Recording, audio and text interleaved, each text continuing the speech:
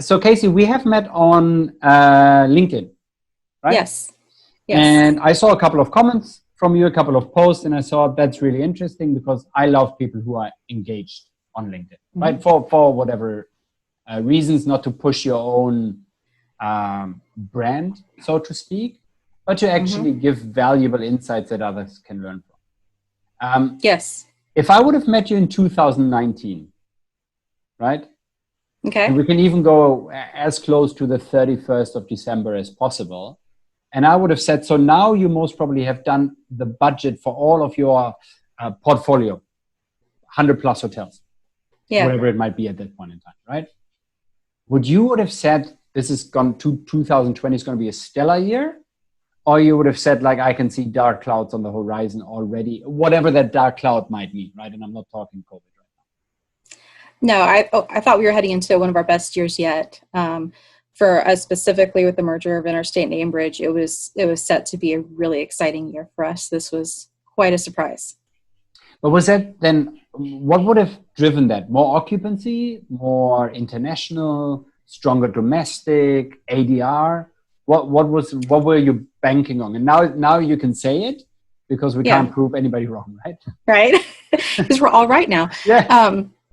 I think for me, I was looking forward to leveraging a lot of the resources that I have at work and that we have as a large team for occupancy, but also for ADR. A lot of effort went in for all of us in the industry for our negotiation season over the summer. And we were looking for the fruits of that labor, for example. So, I wasn't expecting double-digit, RPI index growth necessarily, but I did think we were going to have a very strong year in growth, really in all metrics.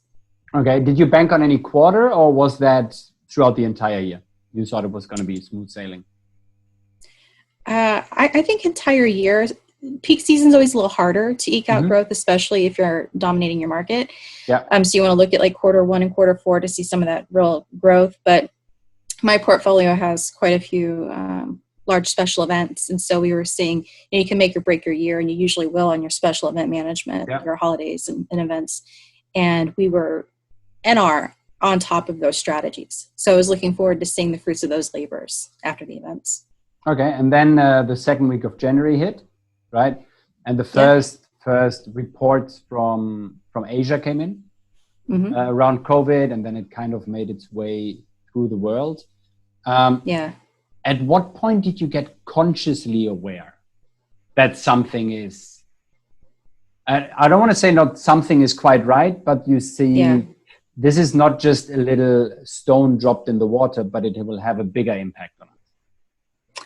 I am embarrassed to give you my honest answer, which I will anyway, on that. Probably the first 10 days or so of March, because I knew this was happening. I felt so optimistic, as an American. I think I felt really safe. It felt really far away. And I just also heard through various sources, the media and people's conversation, that, okay, this is kind of like a bad flu. I don't think I understand at the time how bad this is and how dangerous this is and the impact it would have. I'm not sure if anyone could have seen that coming. Yeah. And then when did you see it in the numbers? I mean, considering we're in RM, right? At a certain point in time, we would have seen that kind of that pickup going lower. Yep. And yeah, for me personally, I saw that. It was probably after about the 7th or 10th day of March, and things started to tumble. And then after the weekend of the Friday the 13th, after that, it was kind of the last normal day. It feels like is the following week. Friday the 13th. It couldn't have been more. Yeah. The irony does not pass me. After that, we started to see this is very serious, that we're seeing this affecting our country in big ways, and the fear just like a wave. So immediately it impacted our business. So you said you were optimistic, right? And I think as much as we want to be tough guys out there, right? In the moment, you're kind of thinking, what does it actually mean for me personally, for my team? I mean, you're looking after a team of how many? 12. 12, and then yourself, and then you have a family. All of a sudden, you have to kind of deal not only with the work pressure, but equally, if that continues, and we're not talking you drop 5% occupancy or 10%, right? Right. We're talking you like literally crashed in most cases. Yeah. Do you recall what went through your mind and the questions that you would get from your own team and then also from the management and owners? Yeah, you know, I'm really fortunate that my leadership and the ownership groups that I work with are very understanding, and they're very flexible and really kind. I'm very lucky in that way. And my focus at the time, again, is probably a testament to how optimistic I was. You know, I have young children. I've been sick for probably 4 years straight from daycare germs. And so I thought it's inevitable probably that I will catch this, but I'm relatively young and healthy. So I'm concerned about my children until I heard that children are not as heavily affected. And my team members, just mental health, are they doing okay? How are they holding up? Are they in fear? And how can I reassure them? Because until I had any information of an impact to them, I really just wanted to be a source of support and reassurance. So, you know, if there's someone that needed to work from home, for example, I had someone who their partner had some coworkers who tested positive, and that person was concerned. And so, of course, I said, yeah, please stay home, do what you need to do to feel safe. Now, that changed the way people work, right? Mm-hmm. How did you transition to that? And I always bring up, if you were the hardcore, I'm going to the supermarket person, and you would not do the online stuff. Yeah. Now you were forced to say, eat and order online or don't eat at all, right? Right. How was that transitioning? Because then all of a sudden, homeschooling might have come into it, right? Then everybody's crammed into their own spaces. You try to have a call like us, and most probably my kids are outside, and I'm praying every minute that there's no big scream or something going on, or same for you with your kids. How did that transition work for you? Or was it easy because you were always very digital driven? It was pretty easy for us, for my team, and for our department, the revenue department, because a large section of our team is remote. They work all over the country. And so this is not new for them. For the team members that I have here in the Dallas area that come to the office, most of them work from home at least a day a week anyway. Okay. And so it's a natural transition for us. And as far as families, and every family has their situation and they're working through that. For me personally, I've been lucky because my children's school is still open, and working from home is new for me. But otherwise, it's just been business as usual. How was that experience for you? Working from home? Yeah.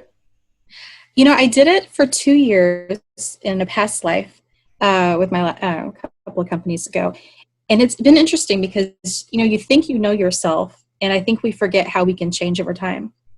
So when I worked from home before, I really struggled with turning work off and having boundaries for time with my husband and time with work. And I would find that I was kind of working all the time, and I never felt like I could rest. I was maybe a little paranoid. Yeah. And I think maybe it's being a mother, or maybe it's being older now. My day is structured the same. I take lunch at noon every day. You know, I'm online by 8:30 every day.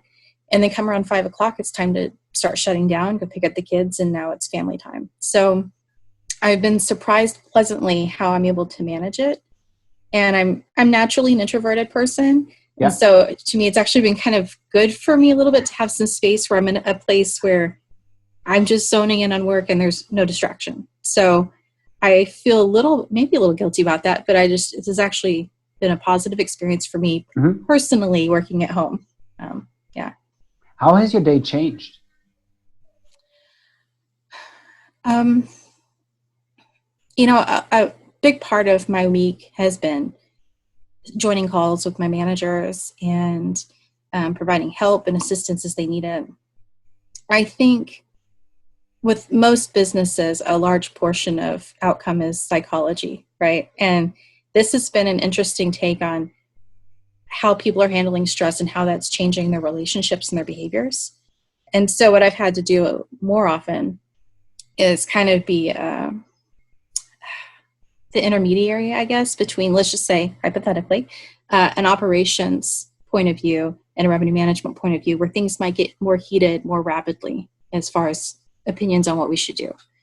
There's a little bit of fear involved, I think, for everybody, from our owners and GMs and revenue team who think, what's going to happen next month, and am I safe, and I really need to push. And so there's kind of it's a buzz in the air a little bit. Yeah. And so I'm doing more of that, digging to the data, backing up folks where they need to be backed up, or, pointing out the other point of view has validity too. So I feel like I'm a little bit more of a negotiation a lot of the time. And how do you think revenue management now changed, right? Because the reason I'm asking is that in a lot of companies, there might have been a knee-jerk reaction in the beginning, and we get rid of revenue, sales, and marketing, right? And I know that you haven't, and you haven't, right? From what I know. Yeah, I have not. Correct. Our greater team has had a few situations where some team members have been furloughed, but it's not been massive. Good. And luckily for my team, I've not had to do that with my direct reports. So I feel really lucky about that. I think that for all of us, we've had some we thought we understood and we did, the subterranean machinery of revenue management, the impact of pricing to occupancy and so on. And we've always known in revenue management that you can't force ADR, for example. You can't drive rate up $100 and expect that you're going to get the same occupancy. But right now we're seeing folks that are wanting to lower rates sometimes, and maybe owners or team members, thinking that's going to capture more demand. And what we know right now is in almost every market, there's very little demand. So you're not going to help yourself by lowering rate necessarily. Mm-hmm. You want to keep your position in your market. If everyone has maybe gone down a percentage, you do want to be mindful of your position. But I think some of that knee-jerk decision-making with your pricing, we're having to be kind of the referees too of, I understand the logic and understand the fear and the real impact to your P&Ls, but you have to be very careful about this, because once you give up rate, it's hard to give it back. And it's not necessarily going to have the outcome that you want. So. You think it was a wake-up call for revenue management to say we're lacking as revenue managers a crucial skill set? For example, I always bring it up and I say, what I think the biggest thing that we learned as a revenue management community is that we're really not good at risk scenarios, right? That we're really not good at forecasting the risk of our decisions, right? It's always great to move your prices up and down. Yeah. But really understanding the risk profile that we can accept. I think so. I do. What's been interesting for me personally, and I've seen this too, is, what I said was true about you're seeing more conflict and kind of elevated emotions. I do think as well we're seeing a lot more teamwork. Okay. Because no one wants to necessarily, this is human nature, wants to be the person that made the bad decision, right? We all want to make sure that we're all in. Do we all agree? Are we all going to execute correctly on this? So in that way, the partnerships, I think, have really strengthened.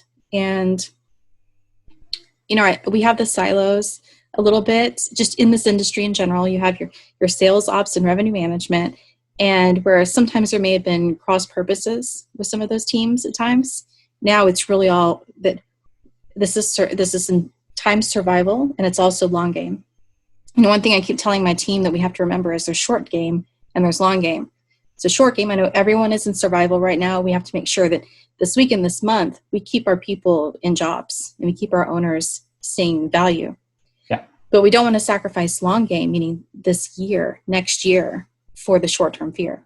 And so I do think that has definitely played a bigger role in our thought process.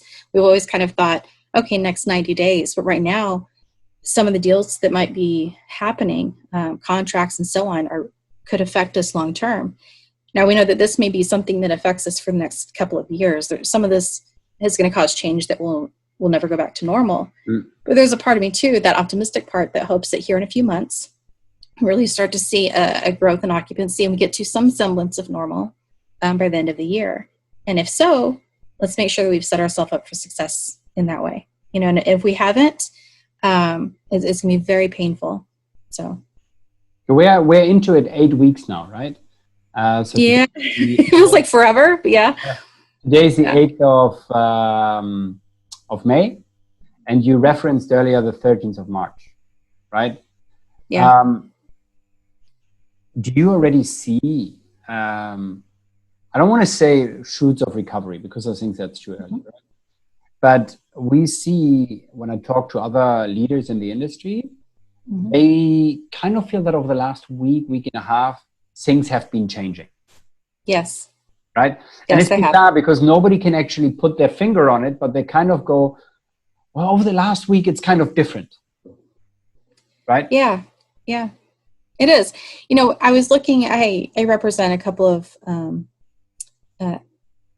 ownership groups, I guess you could say. And I was doing a deep dive into one of those portfolios today because I do that for them. We look at one of the reservation activities. You know, we used to kind of look at what's pace. Well, pace couldn't be less relevant right now to last year because it's a different world we live in.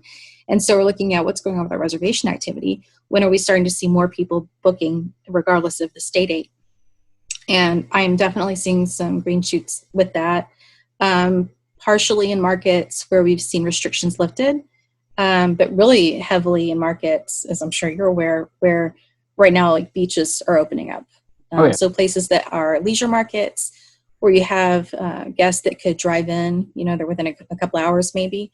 We're seeing really big jumps. You know, we had one market in Florida that they announced the opening of their beaches, and the next day it was just through the roof with bookings. So was that still online or did people drive up? Because I think the car is the new aeroplane, in my opinion, right? At this point in time, because people are just literally, I want to get out. I don't want to spend money on air travel right now.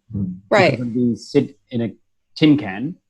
Let me find something within 150 kilometers or 100 miles, and let's just go and we'll figure it out. Is it that last minute, or is it still that people say like, oh, it's going to open, let's book? So did you see the reservation activity on the day when people say we are going to relax, or did you see it actually on the Friday for the Friday? I'm going to say very roughly 50-50. So we see a lot of that last minute. But when those announcements came out, you know, for certain markets, you would see bookings for, you know, May and June and a little bit even in July.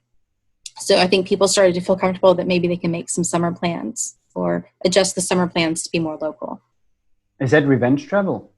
The famous revenge travel? I'm sure there's a percentage of that. It's very interesting. I mean, I keep kind of going back to the psychology part of it, but that's true for our guests. It's true for the bookers. Some folks are just ready to get out there and live their life. And where a person feels that way and they're just tired of being cooped up, obviously we're happy to accommodate them. And, you know, it's been interesting too to see the change in operations, like Hilton's announcement about cleanliness and their new procedures. Whatever we can do right now to ease the minds of our guests, obviously, is paramount. But yeah, I think there's a portion of that. It was not necessarily what I expected. I was very pleasantly surprised and happy to see it. I've seen that for probably 2 straight weeks now, at least 14 straight days of things are different than they were last month. Do you think the recovery will be sudden, or it'll still get us next year to come back to where we were? I think fits and starts. I don't believe we're going back to where we were, maybe even this calendar year. Okay. I hope I'm wrong. I really hope that we look back on this and say, man, we all overreacted and we were panicked. But, you know, I've heard it said, and I agree, that when you succeed, it will look like you overreacted, right? And everything. So my gut on this is probably by end of year, Q4, we're somewhere between, 80-85% of normal. But we'll see. It's like a crystal ball at this point. We all have guesses. We don't know. Yeah. So how important is forecasting at the moment, or modeling of scenarios? Do you still have that scenario from worst case scenario? Let's say it all comes back one more full term, and what does it do rolling up? Do you have different contingency plans and scenarios modeled out? In some cases, sure. I mean, it's massively important that we are accurate and realistic. Yeah. And you can understand, I'm sure, the temptation to go too far one way or the other. Yeah. So we don't want to overcommit and then underperform, right? And so you get these really low forecasts. But the thing is, now more than ever, we are dealing with people's lives. And I don't mean just that, just medically, which we are, but if I'm to tell an owner, look, you're not going to see double-digit occupancy for the next 60 days, he or she is going to let people go. These are people's lives and their livelihoods. And so we have to be very accurate. I have been impressed with, and again, I have to be a little general here, but some of the forecast accuracy that I've seen has been kind of awe-inspiring, that when this is a world that we've never lived in it like this, that these numbers are really on point for a majority of the folks I interact with. How's technology in this time giving you an extra boost, or did you sit back and say, well, that system we can't use anymore for the next foreseeable future? And then you don't have to go into specifics, right? But sure. Did you have some way you say, actually, for the moment, just leave it on the side because it's not going to give you the value that you normally get out of it? Well, I mean,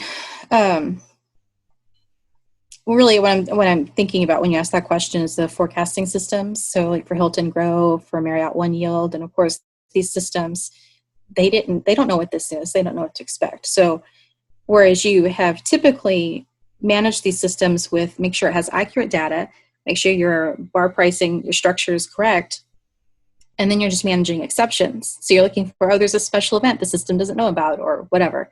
In this case, that's not true. You know, where you've set in your all of your factors, it's out the window. So we do have to be a lot more manual about that, not just with our pricing structures, but, you know, if the system expected 80% occupancy this week, we know that's not going to happen. So yeah, we are having to have a heavier hand in that strategy. But that said, like I talked before about long game, we don't want to necessarily damage the system's integrity of it understanding what is happening, right? So we're very careful and deliberate about what we're doing with the systems. But yeah, we understood pretty quickly that the systems don't know what this is. So, well, we don't know what it is. Now, we don't know what it is. And Correct. And I've seen some updates, like Ideas has recently done some updates where they are being a little more proactive with what they're putting into the systems and is factoring this in more now. But, the win or loss is going to be in those early weeks when who reacted appropriately quickly to capture some of that market share. Yeah, it's now coming out of it, right? Yeah. That's a thing where you can see winners and losers emerging, right? Yeah. There might also be a golden opportunity. I'm in two minds because a lot of hotels who have shut their doors will open their doors again on exactly the same day. And that kind of terrifies me in a couple of markets, because I kind of go like, well, so at the moment you have 60% of the hotels not working. Yeah. And then on that day, you're going back to full strength inventory. That can be a recipe for disaster. Yeah, it can. No, you're right. We've seen in some of our markets harder hit than others with closures. And for the majority, again, of the portfolio that I work with, which is not by a long shot all of Ambridge. So, but my particular portfolio, we've had just a few closures and consolidations, not too many. But I do know with some of my colleagues that this is really a big deal for them. Either their hotels are closing or they're seeing massive closures in their market. And how we come out of that, again, this is day by day. It's that short game. It's never required so much attention in the short game because every day things change without losing sight of that long game. So which part is now more dominant? Casey the RM or Casey the leader/manager? Leader/manager. In fact, I would say probably that's been the truth for a long time for me, because I haven't been personally hotel facing since 2015. Okay. So for me, it's really about how do I get roadblocks out of the way for my team, find the answers, but if I don't know them, find the answers for my team, and then try to build them to such strong individuals that, my ideal situation is hire people smarter than me, give them resources I never had, and let them be rock stars. So it's really what I try to do. And in this case, a lot of what I'm doing is navigating difficult conversations. Something I tell my team is, if we're in a situation where there is a conflict and we know that proper revenue strategy is against what a particular stakeholder wants to do, let me play bad cop on that. let me go in and say, here's why we really advise against this. Here's what we're seeing from a global perspective. And ultimately, our owners are going to have, and our operations leaders, they're going to have final say. And so we are in a supportive role. But it's our duty, our obligation to give them the right information. And for a revenue manager, sometimes it's hard for them because a big part of their success is that relationship being strong. And so, do I make Mr. Owner happy, or do I do what I know is really going to drive more revenue? And that's where I'm able to come in and be a support. If we're now going into 2022, and we're having a glass of wine together, right? Mm-hmm. How do we look back at that? And what will that traveler at that point in time, how will they book hotels? Right? What is all of a sudden ticking the boxes? I don't know. I've been giving a lot of thought, I think we all have, to like attribute-based pricing. Is this going to change the game? Is it going to be more brand direct? And I think what I struggle with in that is the big change in consumer behavior that may require. I do think more and more we're seeing the younger generations are a little bit less interested in that face-to-face contact. So, online, keys, that kind of thing, that I think that's beneficial for them. But when I think about how they want to book, they want it to be easy. They want a one-stop shop. I'm going to Palmdale, and I need to see, I just need a room there. So I'm not convinced yet. Again, I hope I'm wrong on this. I'm not convinced yet that they'll be that interested in a particular view or a particular attribute that they're going to go to the brand websites to find those attributes. You know what I mean? I think it's going to be a much slower evolution than 2 years. And 10 years can be completely different. But I think in the next couple of years, I don't think it'll be necessarily significantly different. Okay. We'll see. What are your attributes you would be looking for right now if you take your family onto a staycation next weekend? For me, I kind of look at it by brand. So, for example, I have a family member who's diabetic, and it's really important that when they wake up, they're able to get breakfast. And so we look for Embassy Suites, because that breakfast has been something that's been a real lifesaver for travel. Plus the suite room type, which works for us, and it's also, I think Hilton is really great. I'm a homer. I grew up in the Hilton world, but I think they're really great at consistency with the quality, and you know what to expect. And so, I'm looking at it by brand, not necessarily by the room type attribute, because I know what to expect from that brand. So you can see it's a real paradigm shift, I think, is going to be required.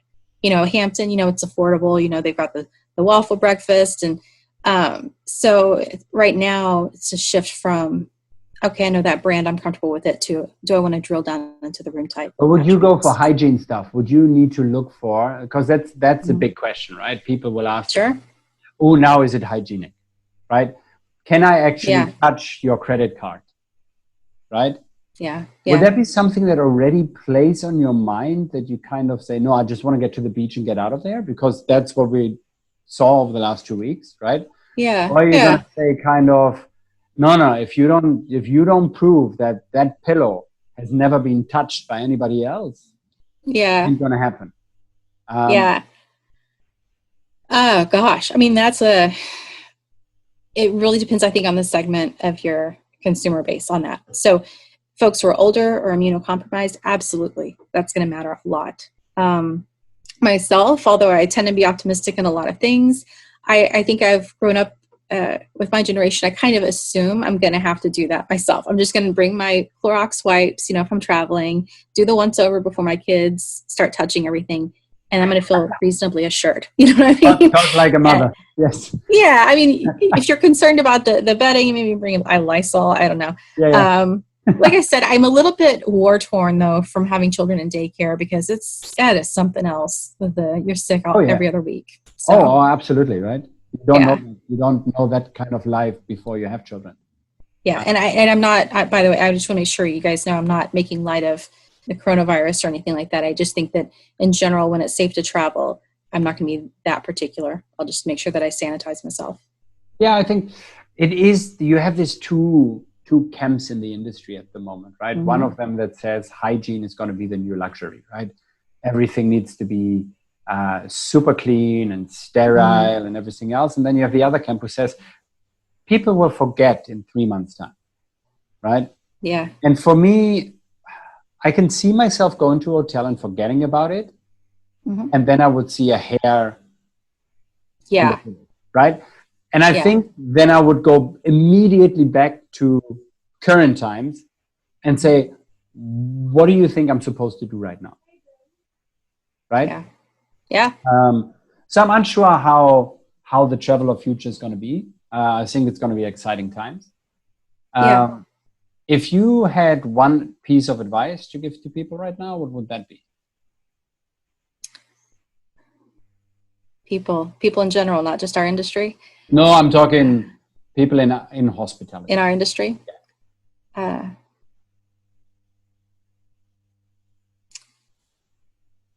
I think I would just urge them to, as much as possible, try to keep perspective. You know, we don't want to make light of what this is. We've never seen this before, and I really hope we never see it again. This is a big deal. It's damaged our industry in ways we've never seen before. So this has been life-changing. But I would just say, make sure you're focusing on your family, your physical health, your mental health. You know, that like so many things we've gone through before in life, this will pass. So try to make sure that you're taking care of yourself right now and not getting too wrapped up in the fear and anxiety. Cool. Thank you very much.